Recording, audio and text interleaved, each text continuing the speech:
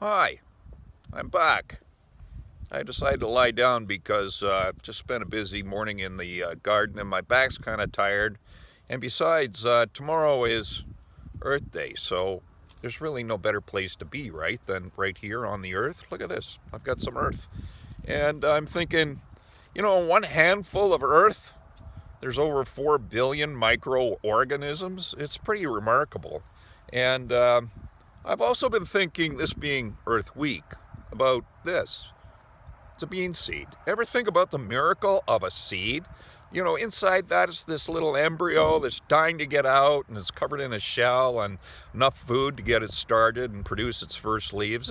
It's really remarkable when you think about it. It's remarkable what the earth is able to produce for us, and all we have to do is maybe a little less. Is that what we're learning through COVID-19? That we really need to just do a little bit less, because the earth is pretty good at healing herself. And I'm gonna do something with you here. I'm gonna give you a tour. Here, have a look at this.